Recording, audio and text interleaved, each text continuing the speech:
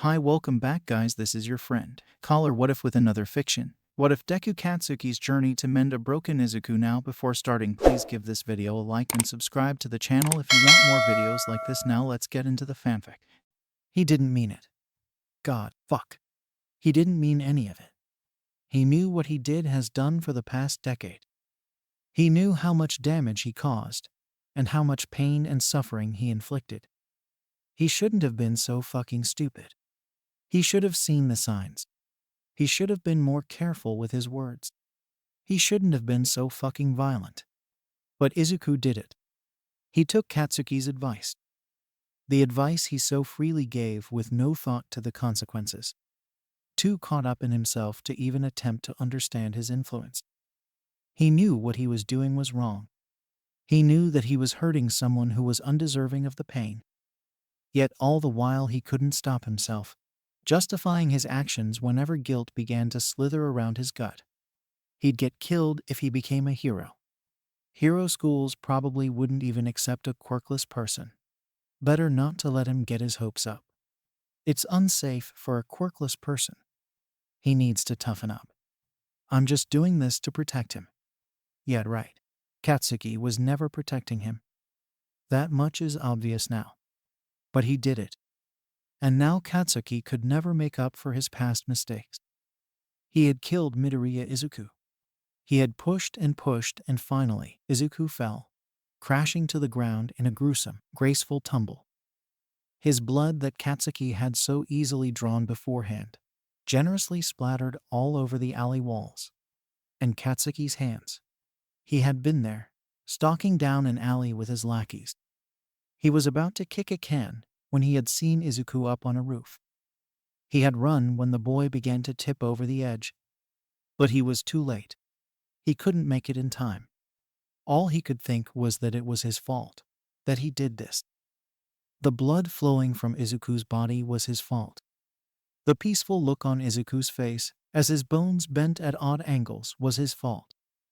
The fact that he jumped exactly after Katsuki had told him to. Everything was his fault. The police told them that he didn't even leave a suicide note. He just jumped and left nothing behind. No explanation, no blame, no reason. Nothing to reveal the truth as to why he did it. It all haunts Katsuki's mind in the hospital waiting room. Nurses shuffled around the halls and people whispered in low tones, but Katsuki didn't take any notice of it. All he could hear was static, and the crunch and squelch as Izuku's body hit the pavement. His eyes stayed fixed on his bloodied hands. He had held Izuku in his arms and cradled him to his chest.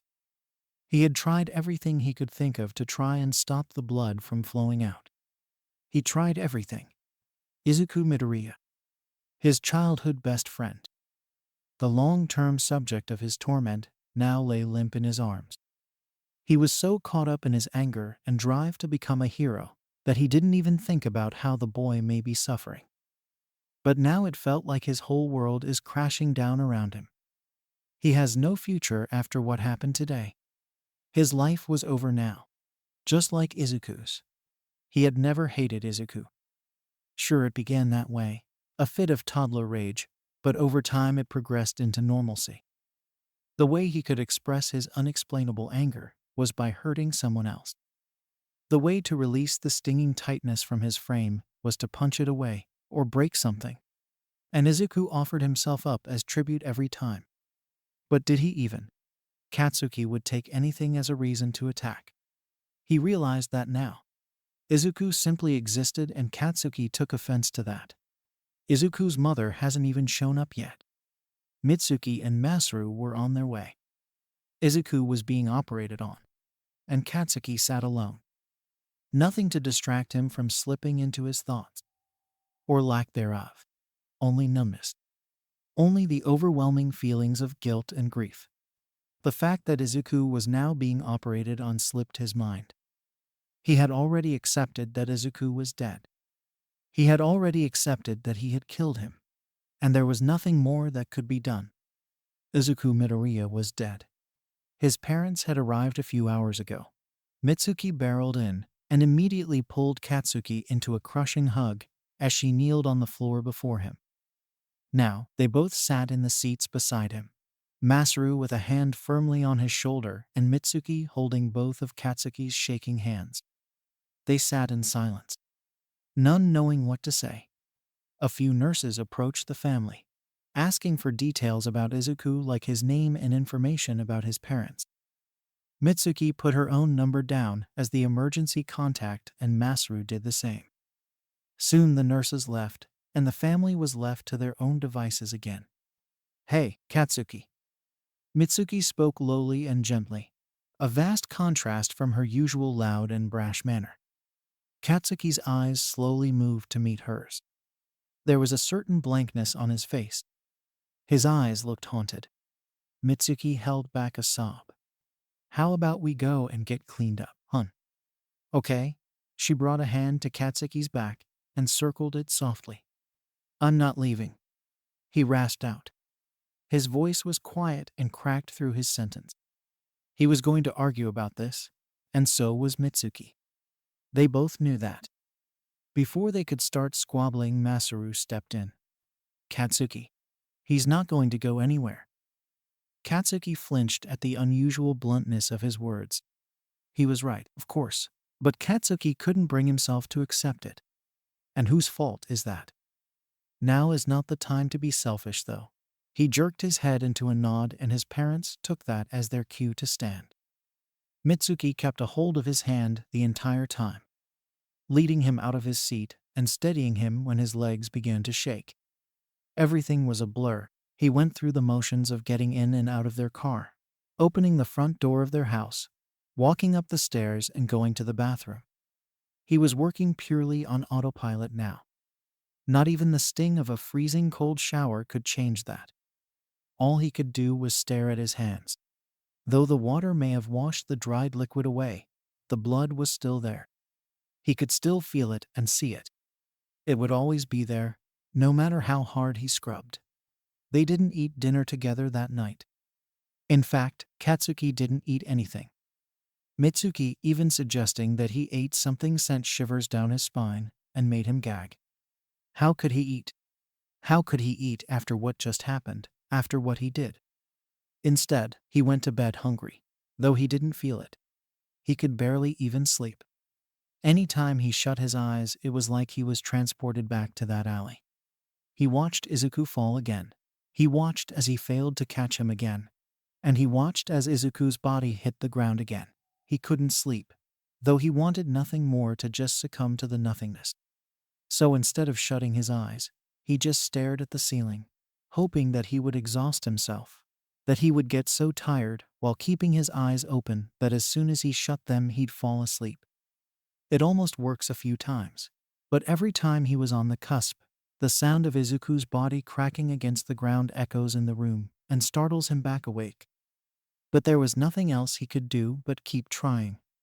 Katsuki, wake up." Katsuki was awoken by his mother shaking him by the shoulders. He had half a mind to scream at her to shut up and leave him alone, but the look on her face stopped him. They saved him. He's alive. He's alive. Katsuki. Katsuki's world shook. There was no fucking way. Katsuki practically raced out of the house as soon as what she had just said sunk in. The sudden hope he felt made him so dizzy and light that he couldn't even think straight, and Mitsuki probably broke a speed limit with how fast she drove. But Katsuki kept telling her to hurry up, to go faster. He's alive. He's fucking alive. The family sat in tense silence in the hospital lobby, waiting for the doctor to come and inform them of Izuku's status. Katsuki's leg kept bouncing, and he was practically biting his nails off. They had been waiting for what seemed like hours, which only gave his nerves ample time to grow. Every time a nurse or doctor would pass by, his head would lift up hopefully, only to fall in disappointment when they didn't even acknowledge the family. "Seriously.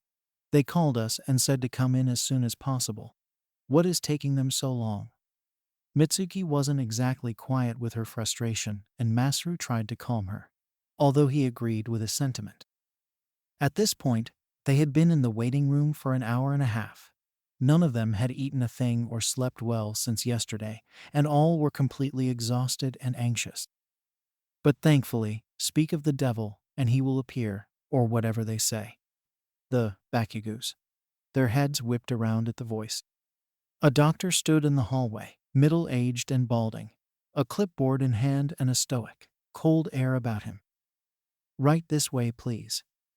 He starts walking away and briefly gestures for them to follow. Katsuki is the first to stand and run after the doctor, Mitsuki and Masaru scrambling to follow along. The walk was in complete silence aside from the echo of their footsteps down the hall, and the smell of antiseptic was beginning to become nauseating. Eventually, the doctor halts in front of a closed room, raising a hand for them to stop, and he turns to face them. As of yet, we have been unable to get in contact with Inko Midoriya. So, with your consent, we ask that you take temporary guardianship of Izuku Midoriya, since you have been placed under his list of contacts. Mitsuki nods, but looks at her husband in confusion. She thought Inko would be the first one over here. Before we go in, I should inform you of his state.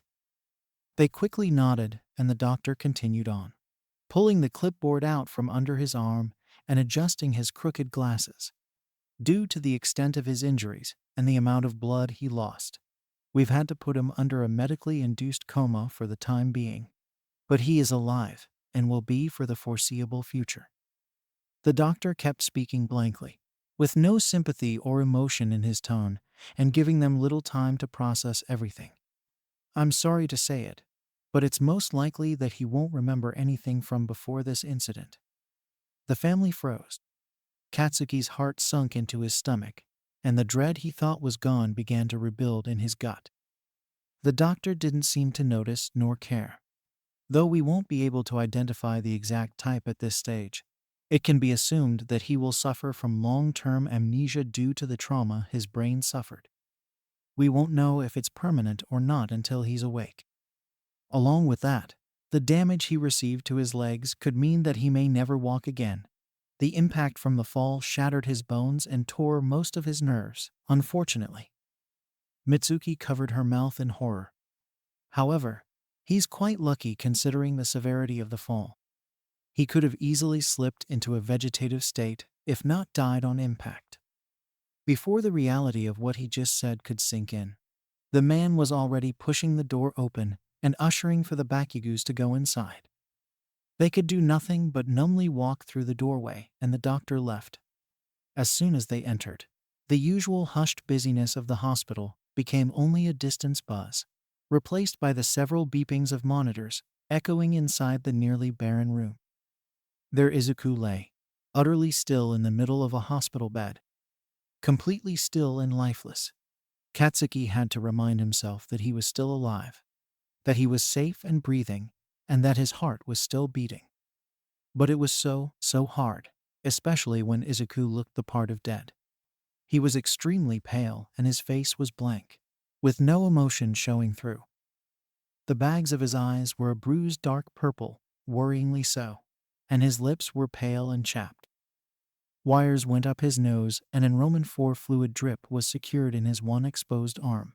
An oxygen mask was tightly strapped to his head, a faint wheezing sound coming out when the boy breathed weakly.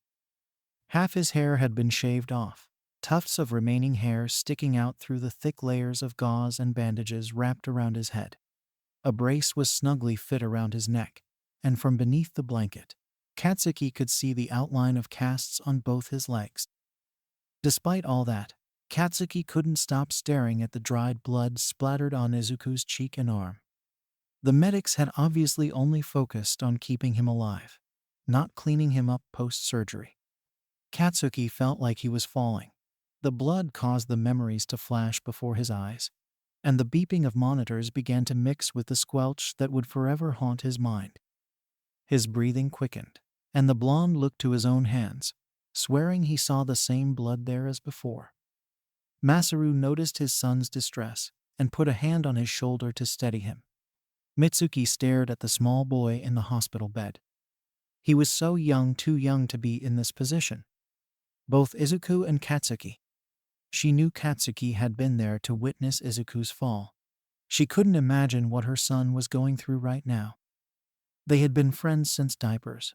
They were so close, And for him to see Izuku fall from such a height, to see his blood leaking from his broken body, as he tried everything in his power to save him. She couldn't even imagine. So instead, she turned to her son and tugged him into a solid embrace, shielding his view and hopefully providing some comfort to the traumatized boy. Now, Katsuki Bakugo was not a crier. He rarely ever cried. But this time, he couldn't hold back the tears. He thought Izuku had died. He thought he had killed Izuku. And now to see him, covered in wires and tubes and bandages and blood and breathing, it was all too much. So, just this once, he allowed himself a moment to be weak, to let his vulnerability show for this brief moment. He let out his fear, his anger, his relief, and nobody in the room could possibly judge him for it. He was a kid. He was just a kid, for fuck's sake. Both of them were. Just children misguided by the society that surrounded them. The society that made Izuku think he had no other choice but to die, that he had nothing to look forward to or be hopeful for, and that living would only cause him more pain and despair. The same society that made Katsuki think that everything he did was amazing and perfect, and that he could do no wrong, just because of his quirk. Now, look at him, sobbing over his mother's shoulder because of what he did do wrong, because his amazing and perfect actions drove a kid to the point of throwing himself off a roof. He was the worst. He was the fucking worst. Eventually, it was time for them to leave. The sky had turned dark, and the hospital had become quiet and stale. Only nurses and doctors wandered the hall, and it was clear that visiting hours were over.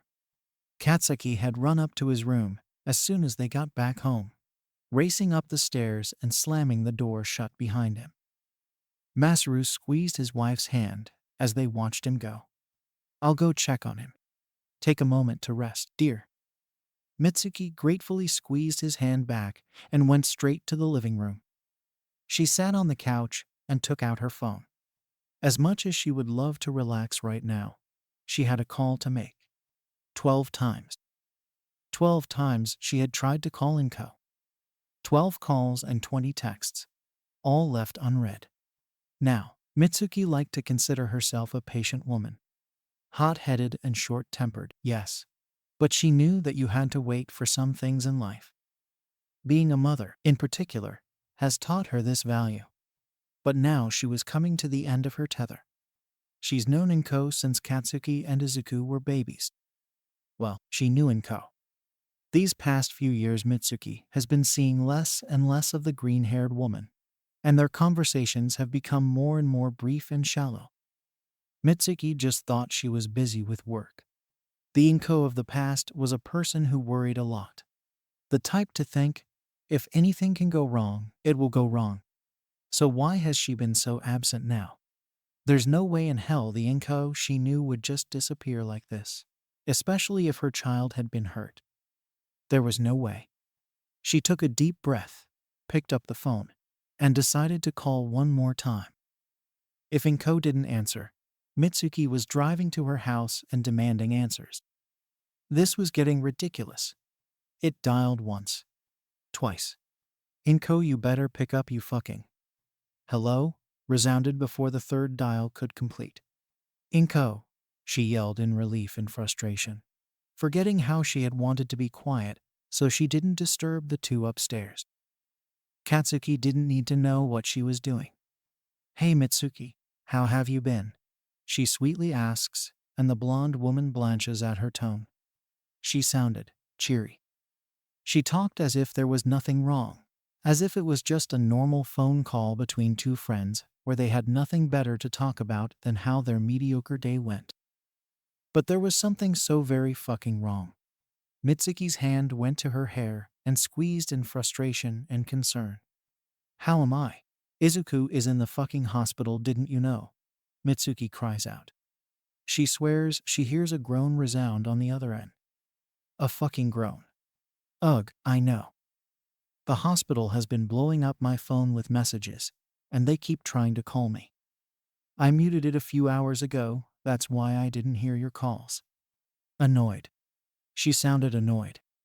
Not mad. Not upset. not even in denial. She talked as if it was just a nuisance that the hospital had been calling her. Mitsuki felt her temper dull, replaced by a growing feeling of cold dread that strangled her gut. Inko just kept talking.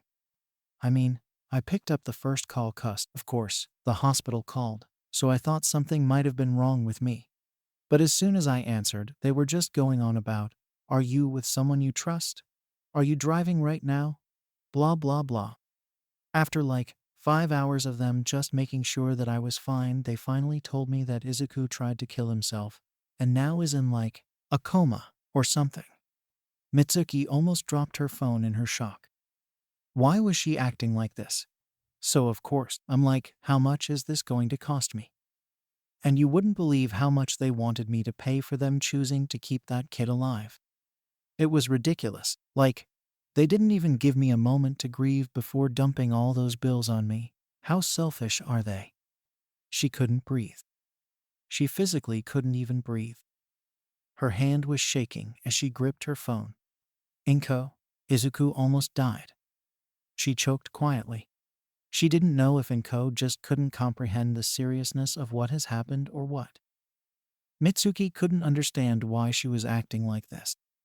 She knew that if this had been her son, she would have been an inconsolable mess. Not like how Inko is. Yeah, I know. He didn't even kill himself right, so now I have to pay an arm and a leg to keep him alive just so he can try and do it again in a few months. It's so stupid. If he wanted to die, why not just let him? All reviving him is going to do is teach him that that's the way to get attention from people. That's probably what he did it for anyway. Attention. This was not the woman Mitsuki knew. This was not the Inko that would panic anytime Izuku got a scraped knee or a bruise or cut. This was not the kind and gentle woman who would fret at the tiniest inconvenience. What the hell are you saying? He finally got the hint that nobody wants him. But now he's caused me so much trouble, just because he couldn't even kill himself right. Mitsuki's throat closed up, and hot tears began to well up in her eyes. But anyway, I've booked a flight to America, cuss. There's no way I'm giving out so much money for that quirkless failure to live a little while longer. Do you remember Hisashi? I'm going to go stay with him. You should come to visit me sometime. Inko, you can't just fucking run away from this. The police will get involved, Mitsuki yelled. Tears of anger rolled down her face. She couldn't believe this. She really couldn't. Oh yeah. And who's going to care enough to get the police involved? He's quirkless and he's young. The only thing they should be doing with him is donating his organs to people who need them more. Not wasting resources on keeping him alive when he doesn't even want to be. Mitsuki ended the call. She huddled over herself and shook. She couldn't listen to what Inko was saying anymore. How could she talk about her own son like that? Like he was nothing. Inko was upset that they had kept him alive. Not that he had almost died. At Mitsuki's firm request, Katsuki took a week out of school to recover. She fought for a longer break, but considering Izuku didn't actually die, the school denied the extra leave, reasoning that it would only harm his education and social life. Total inconsiderate pricks. Katsuki wasn't against the idea of staying away. He didn't know if he'd be able to handle being in that place, surrounded by all the people who encouraged Izuku to take the dive. He'd probably break down as soon as he saw the Greenette's seat empty anyway. But unfortunately, the week passed by agonizingly fast. The days went in a monotone flash. He'd wake up, go to the hospital. Then he'd be driven back home and forced to eat something before going to sleep. Each day, he'd sit there and stare only at Izuku or anything but. It was a toss-up on whether he'd vomit at the sight of him, or if he'd keep his eye closely fixed on the boy, fearing he'd disappear or the heart monitor would fall flat the second he looked away. And just like that, his week was gone. No clarity between the days, only the blur and buzz of the room in which he sat. He couldn't remember doing anything else if you asked him. All he remembered was sitting in that desolate room with only the surrounding machine's beeps as company. But now his newfound routine had to be broken. He had spent his final night dreading going back, staring at the blank wall of his room and feeling only anxiety stinging in his gut and churning his near-empty stomach to the point of nausea. He doubted that he got any sleep at all. One moment it was completely dark out, and the next he could hear the birds sing their morning melodies as the light shone through his curtains and annoyingly straight onto his face. He decided somewhere in the night that he was not going to get up. There was no way he was going to fucking school today, and there was nothing that could make him. Absolutely nothing. A knock resounded on his door, and his heart sunk as it slowly swung open. He pulled the covers over his head and groaned. "Hey, Katsuki, it's time to get up," Mitsuki said gently as she stood by the door. "I'm not going," he croaked, the sound muffled by the sheets over his head. "What did you say, honey?" "I said I'm not fucking going," louder this time. A wave of sudden anger burned in him. He wasn't fucking ready. Why couldn't anyone understand that? But Mitsuki and Katsuki are very much alike. Both are stubborn and hot-headed. So if Katsuki was going to dig his heels in, so was she. She knew she was a reactive person. You get angry with her, she'd return that anger full force. You're going to school, and that's final. I said fucking no. I don't want to go. Look at you, Katsuki. All you've done this past week is sit and wallow away. I thought taking this week off would have been good for you, would have given you time to recuperate and recover, but clearly I was wrong. She tried to drench Katsuki in the cold reality of his situation, tried to get him to see reason by saying it how it is. But Katsuki remained unmoving and silent. You need to go out. Go talk to your friends. Teachers, fuck anybody. I don't want to, and I don't need to. I'm fine. You're not fine. Don't even try that bullshit with me. You're acting as if he died. He's not dead, Katsuki. He's not gone, and he's going to wake up. Staying at home all day isn't going to change that. He visibly flinched, and Mitsuki's heart ached. She knew he was just hurting. She was too. But she also knew that it can't be good just to let him be alone with his thoughts. You need to talk to us, tell me what's wrong so I can help you. I can't do that if I don't know what's hurting you. She walked closer and sat on the edge of his bed, laying a hand on his side. She could feel his body shaking. Nothing's wrong. I just fuck. I'm not ready. I'm not ready to go back there, and I'll never be fucking ready. Is that what you wanted to hear? That I'm weak and a coward, he sobbed out. You're not a coward and you're not weak.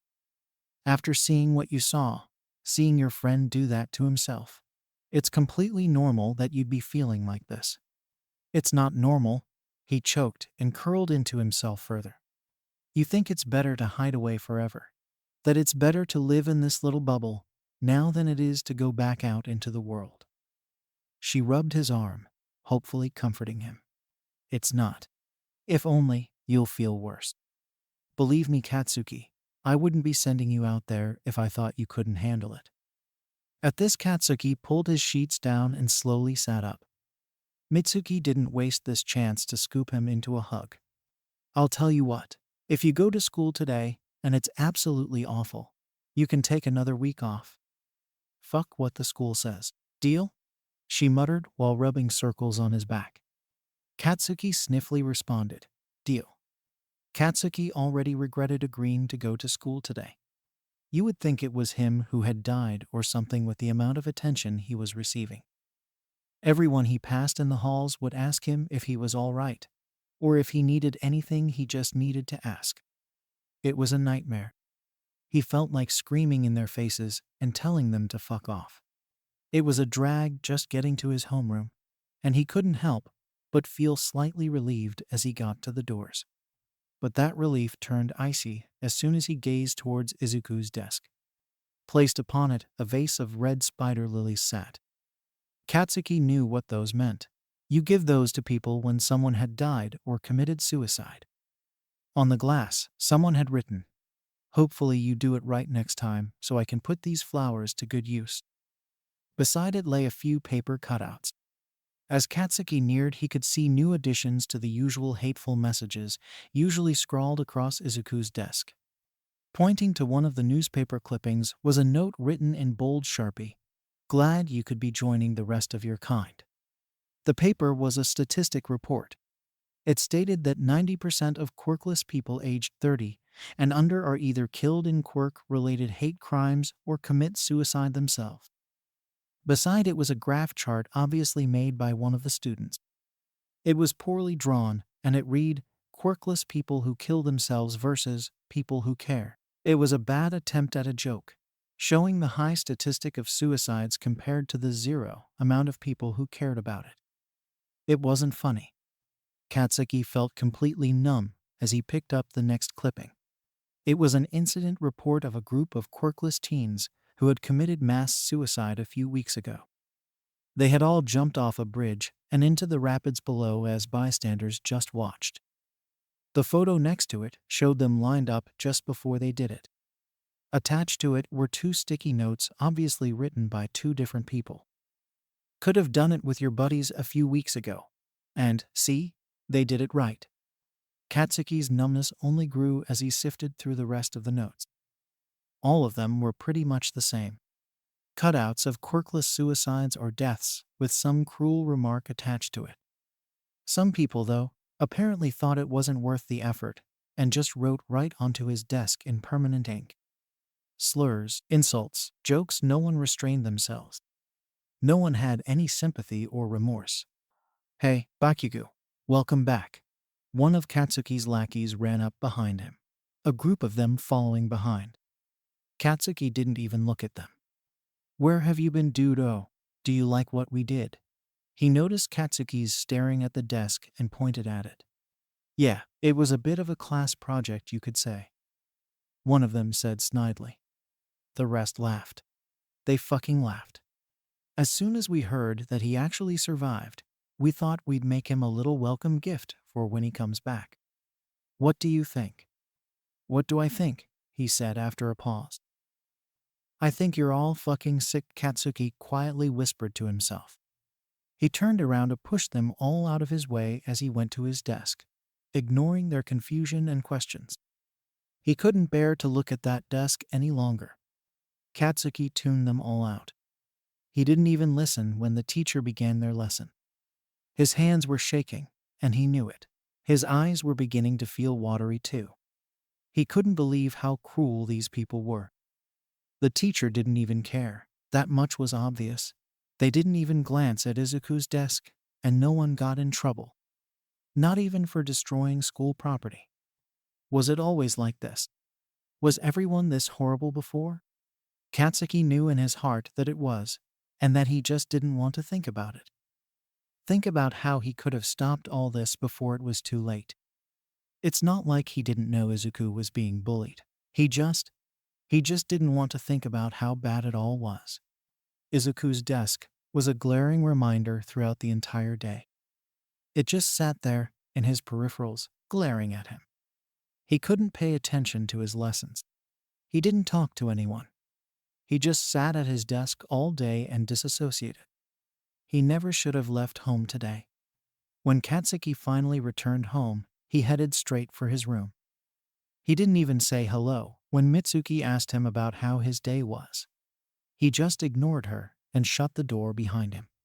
He knew he should tell her. He should at least tell someone about what was going on at school. He's been mulling over the idea of what to say all day.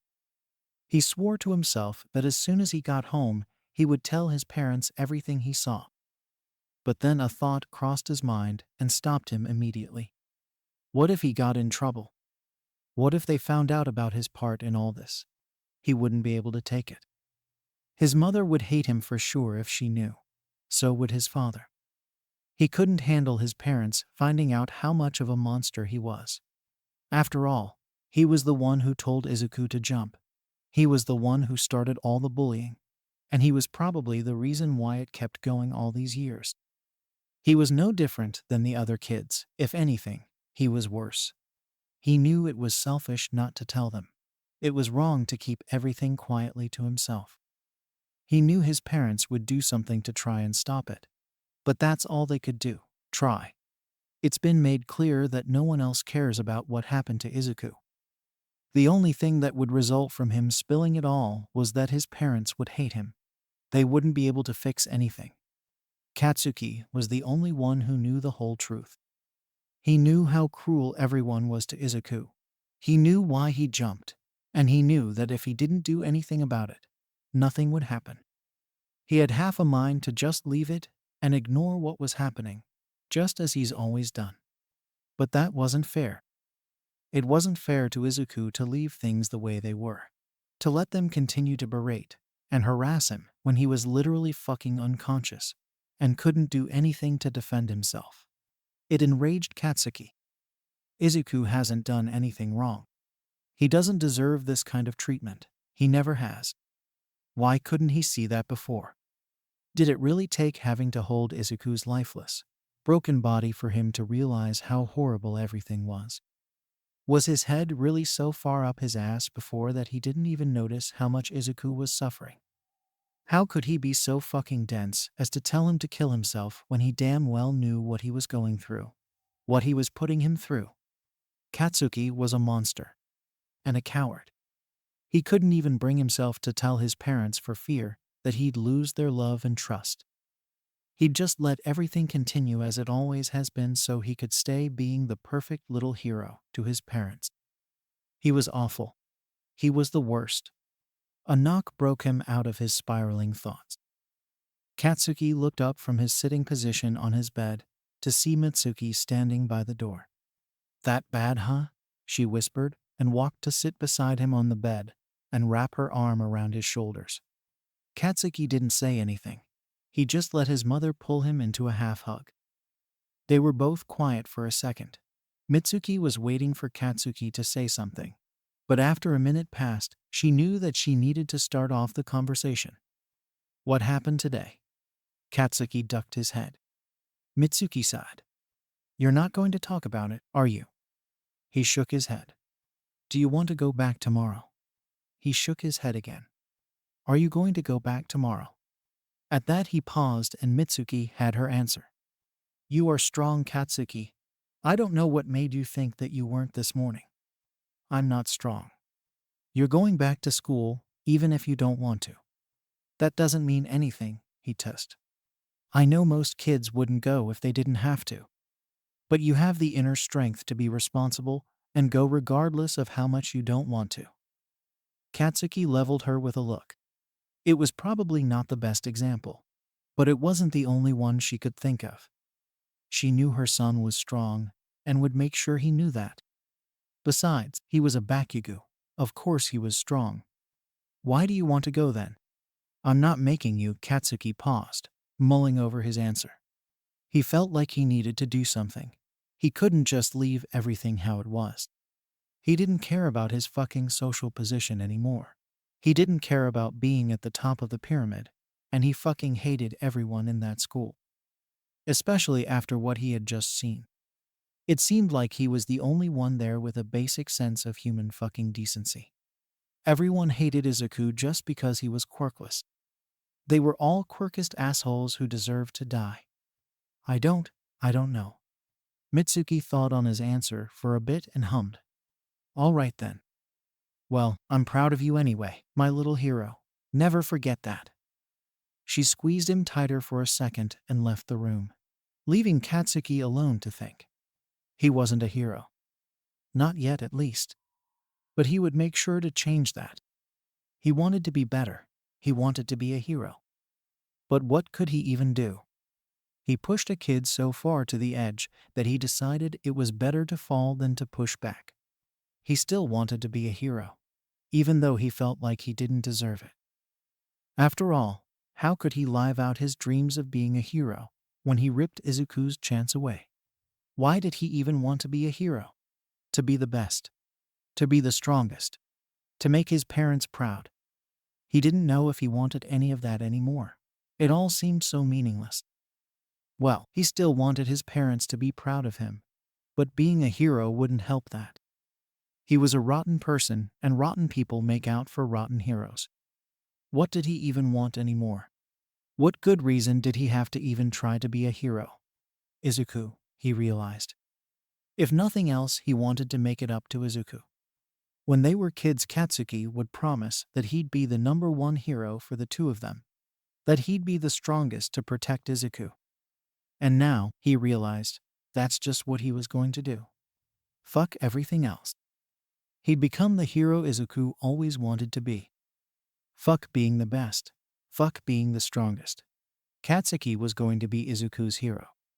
He was going to make a difference in this god-awful world for Izuku. And the first place he would start is with that fucking school. Katsuki got to school early the next day. Partially, it was to avoid the crowds he faced yesterday. He didn't think he'd be able to stop himself from punching the next person who asked if he was all right. But he also had something he needed to do. On his walk to the classroom, he stopped by the janitor's closet and tugged at the door. It was left completely unlocked, and there was nobody around, so Katsuki just helped himself to the supplies, taking out a few chemical cleaners and a bucket and rag. He filled the bucket with water at a faucet and continued en route to his class. The halls were conveniently empty. No students had arrived yet, and teachers were still hanging around in the staff rooms. As soon as he slid open his classroom door, he headed straight towards the graffitied desk. He set the bucket down and began to remove the paper items and throw them into the bin. He exploded a few first, but that just made more of a mess. He did the same with the now wilted flowers after throwing the excess water from the vase out of the window. After doing that, he started to work on the desk, pouring a generous amount of cleaning agent over the wood, and started harshly scrubbing it with the wet rag, squeezing the liquid out into the bucket and washing it off every few minutes. He wasn't stopping until the desk was fucking spotless, he decided, and the majority of the markings did come off easily. But some of the ink stayed permanent. Words written in big bold lines held firm, and no matter what Katsuki did, they wouldn't go away. The biggest was the word null, sitting right in the center of the desk. The word itself made Katsuki feel sick now. It was a common slur used against quirkless people.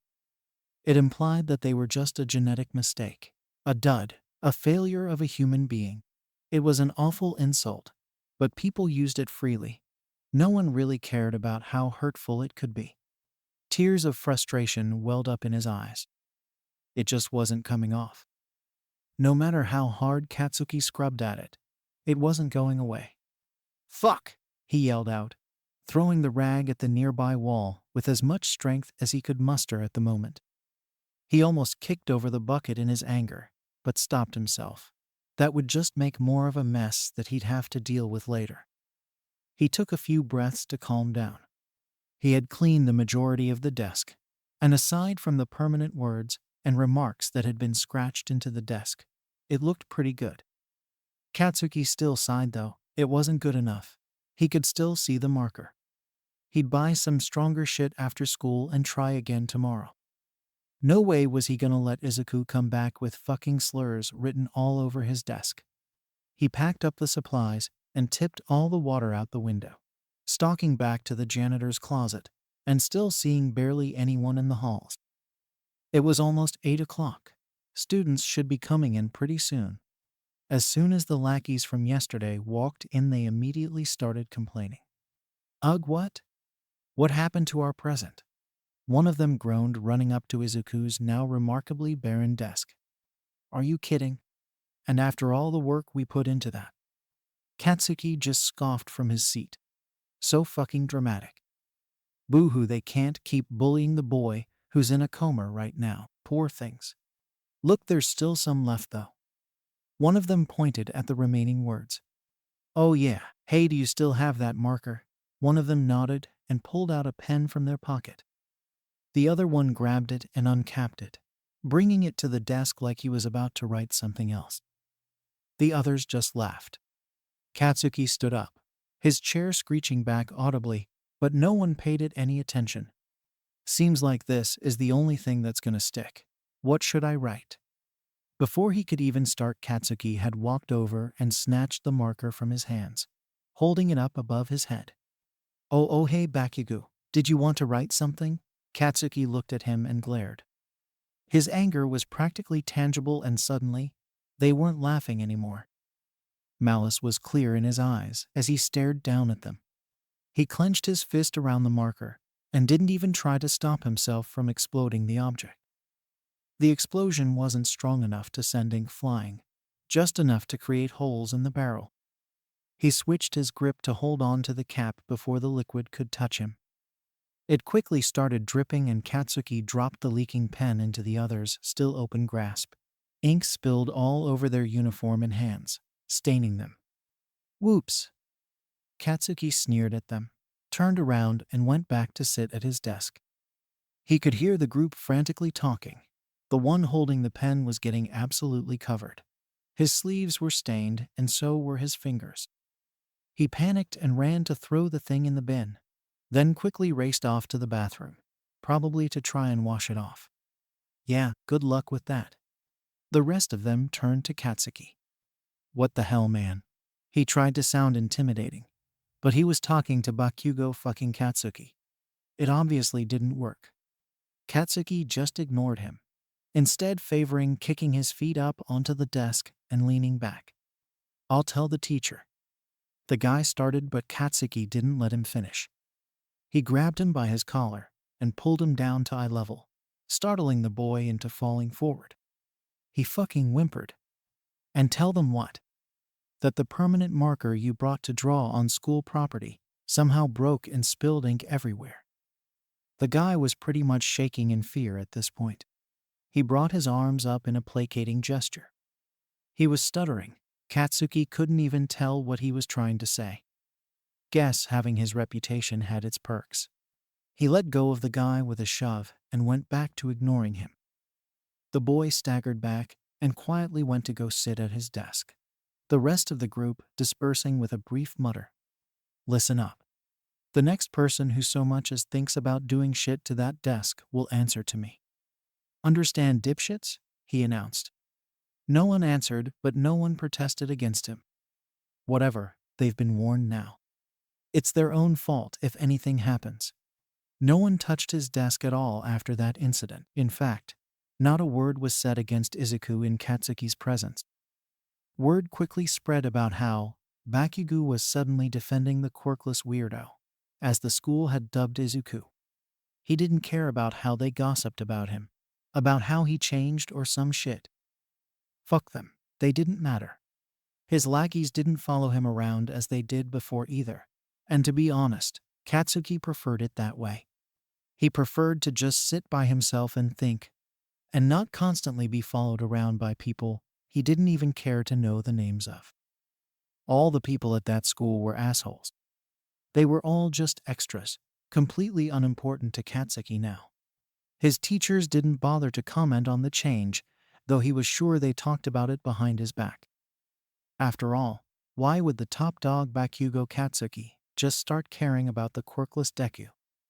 They couldn't even comprehend that someone would even be remotely invested in his life, let alone actively and willingly be his friend. The week passed by quickly, and Katsuki settled into a new routine. Wake up, go to school, go to the hospital, then come back home to eat dinner and sleep. He was fine with that, though he wanted to start training again too. Before, Katsuki would spend at least 2 hours every day training to become stronger. His ambition to become a hero completely controlled him sometimes, and he made sure to push himself to the limit. Now he hasn't worked out in 2 or so weeks, and he was getting antsy. How could he become a hero if he kept slacking? His mother was also talking about getting him into some kind of therapy thing. If you asked him, he didn't need it. He was completely able to deal with his own shit by himself. He didn't need to go whine about his feelings to some stranger. So what if he has nightmares all the time?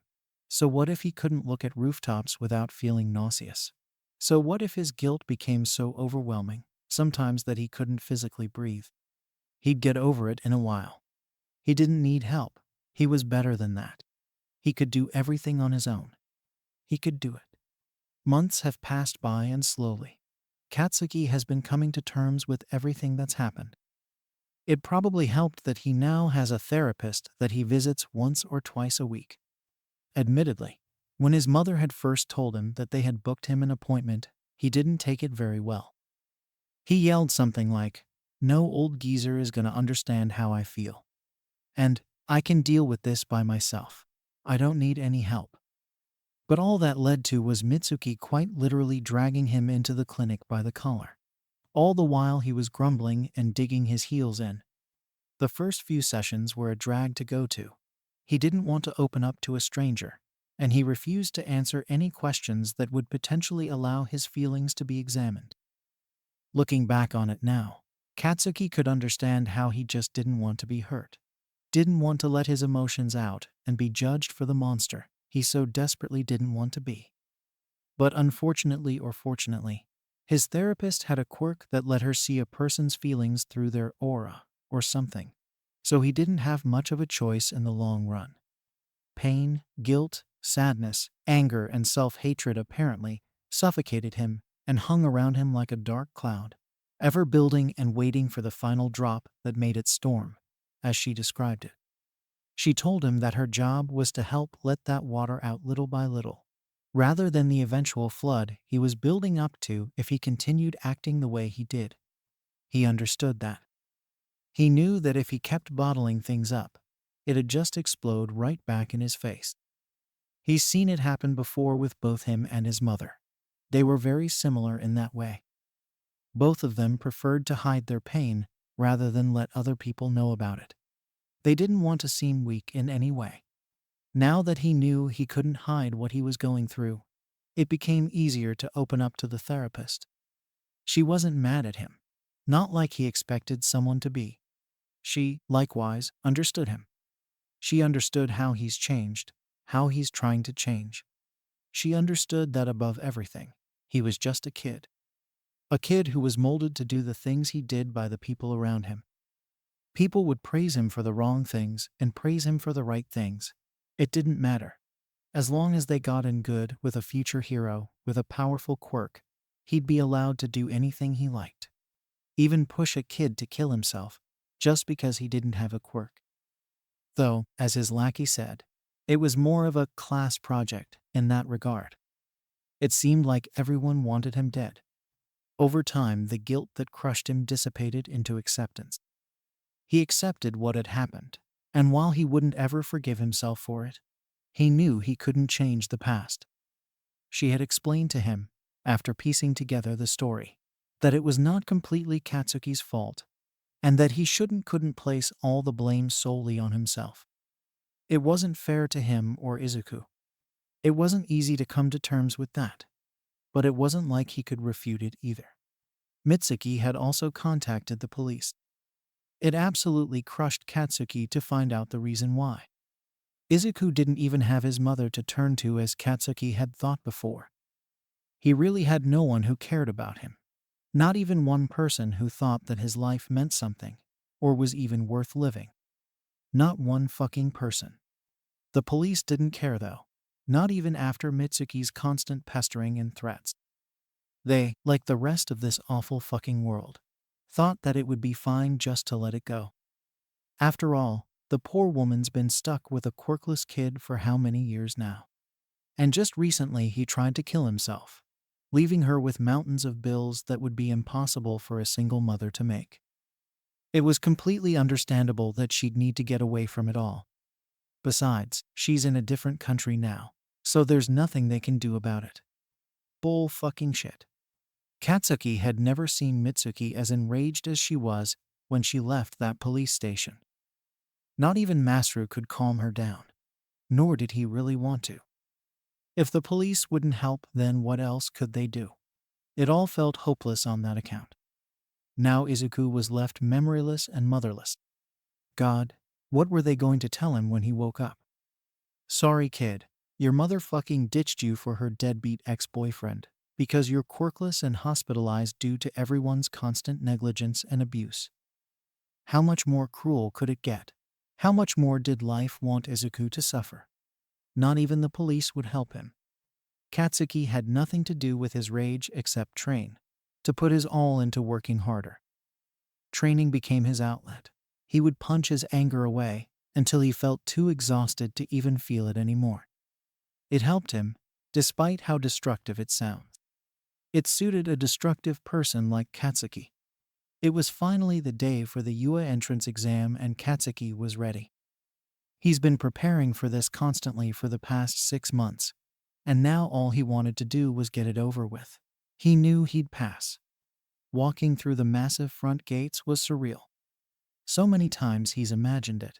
The moment he'd walk through these gates as a student of UA on his path to becoming the hero he's always wanted to be. And now he was finally here. For the entrance exam, although he wasn't a student yet, but he would be. He'd ace this fucking exam for sure. Present Mike tried his best to work the crowd of anxious teens, but it didn't work. Everyone was too worried about the exam.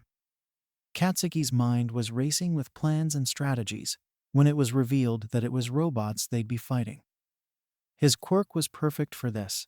He just needed to get close enough to explode the bots in the first place, and he'd be set. It would be easy. And easy it fucking was. Everything was riding suspiciously smoothly. He thought the entrance exam was supposed to be a challenge, but he was just breezing through it, destroying robot after robot efficiently. As he said before, his quirk was perfect for this. He saw other kids struggling to take down the hunks of metal and had to pull a few out of the way before they got crushed. They probably had mental quirks or something. How was this test supposed to be fair again?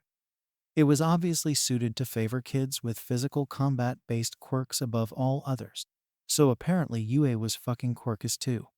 This was absolutely not an equal exam and Katsuki would make sure to stick it to the school coordinators when he gets the chance.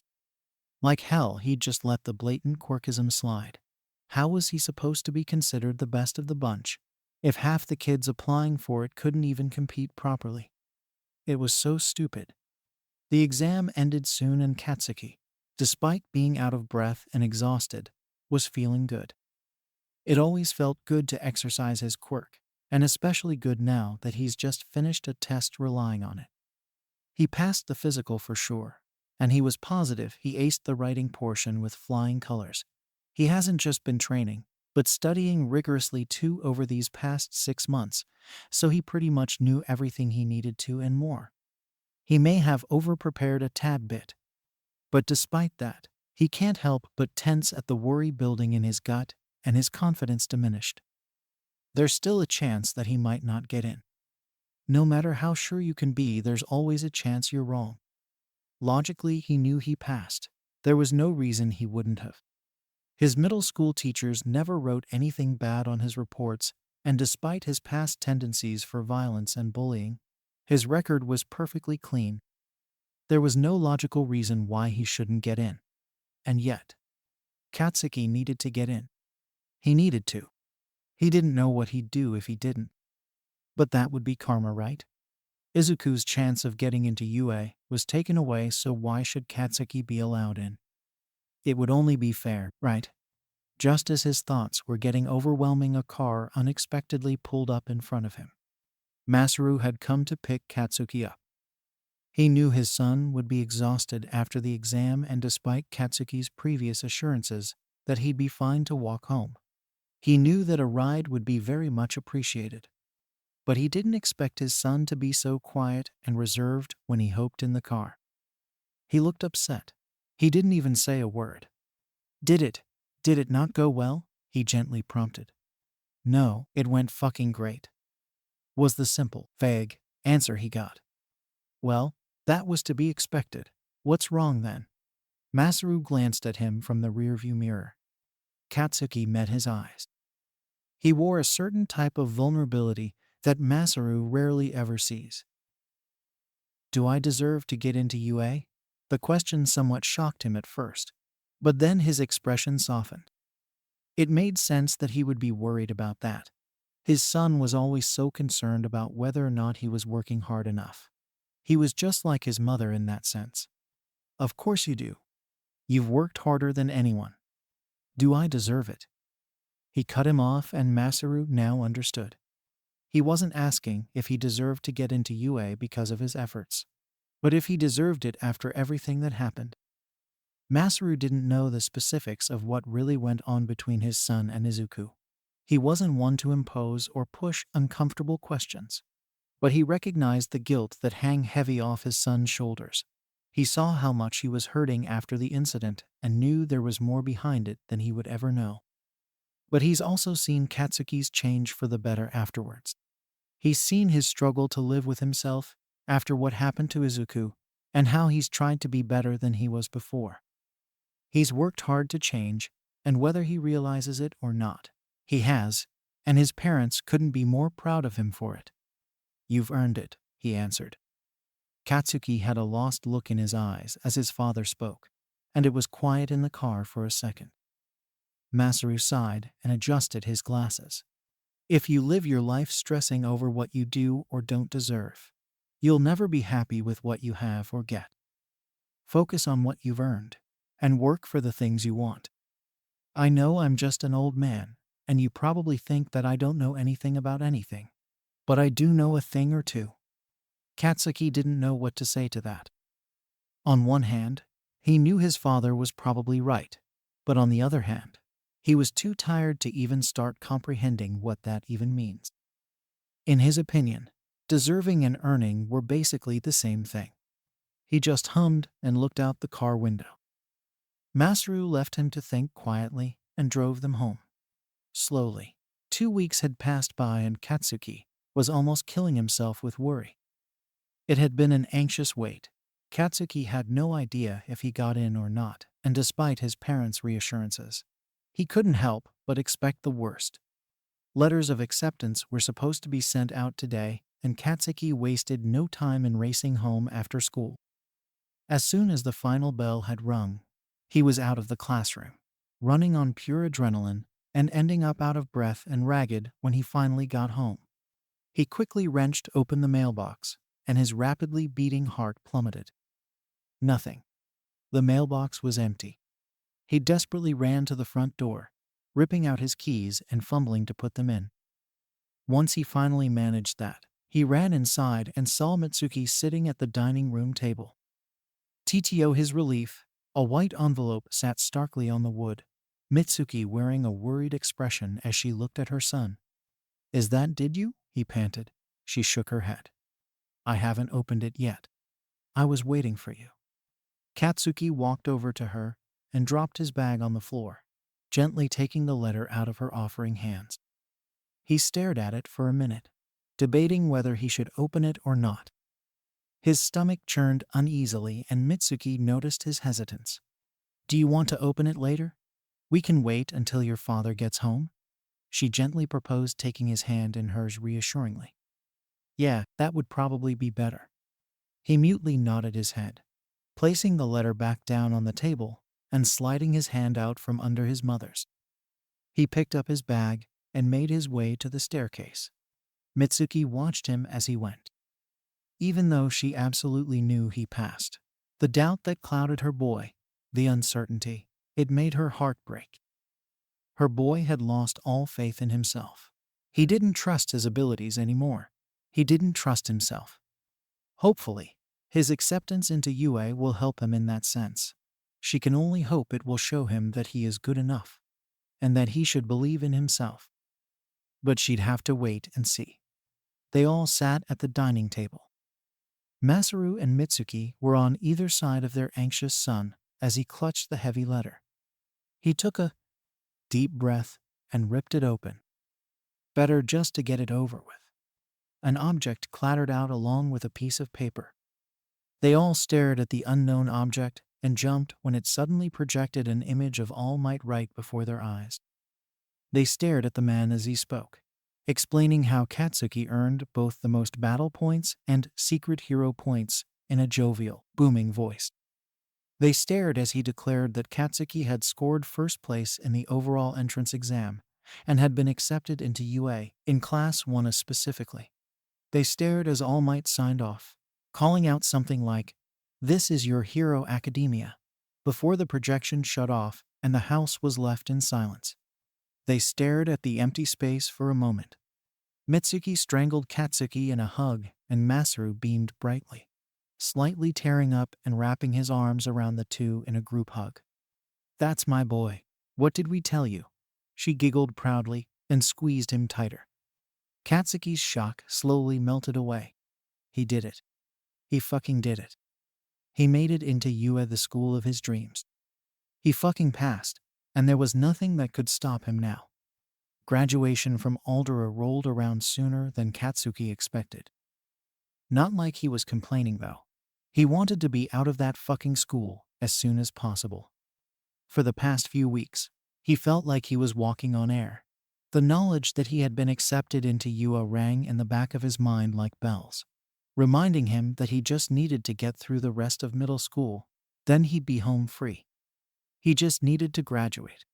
He just needed to get that piece of paper, and he'd be free from this god-awful school and on the path to becoming a hero.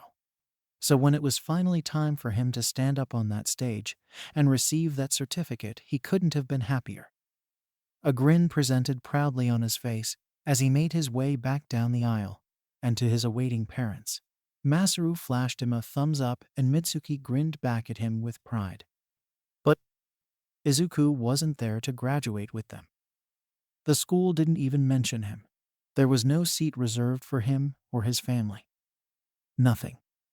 Nothing to even recognize that Izuku had ever been a part of their graduating class. It made him so mad. Katsuki looked at his principal with disgust as he made the final dismissal speech, then smiled devilishly when the man paled and stuttered as he caught the teen's glare. Mitsuki nudged his shoulder playfully when she saw what he was doing. As soon as the ceremony had formally ended, the family booked it out of there as fast as they could. His mother and father ignored all the other parents who tried to congratulate them on Katsuki's bright future. Instead, they hopped in the car, laughing the whole way as they sped off to find some fast food joint to ransack. Going through the drive-thru, they ordered a bunch of food and a few drinks. Mitsuki drove them away and to the hospital, occasionally having to swat Masaru's hand away from stealing a few nuggets before they had even arrived. Usually, the family strictly ate healthily, rarely indulging in greasy foods or unnecessary sweets. But this once they made an exception. It was a celebration. They were finally out of that fucking school and Katsuki had graduated top of the class. It was a special event. Mitsuki quickly parked the car, and when they got to the lobby, the lady at the front desk sighed at the formally dressed, familiar family. They were smiling cheekily as Masaru half-heartedly attempted to hide the food behind his back. "Just go on up. Don't make a mess," she said, waving them off, and they wasted no time in getting in the elevator. "Masaru, I swear, there better be some left." Mitsuki began to scold when she saw Masaru steal another nugget, this time handing it to Katsuki. The elevator dinged and the doors opened. Quietly this time, they walked down the halls and made it to Izuku's room. They opened the door and filed in, shutting it behind them. Many, many times before had they been here. Most days after school, Katsuki would come and just sit with Izuku, doing whatever homework he had on the unused side table, while absent-mindedly recounting his day to the comatose Greenette. It was a routine event.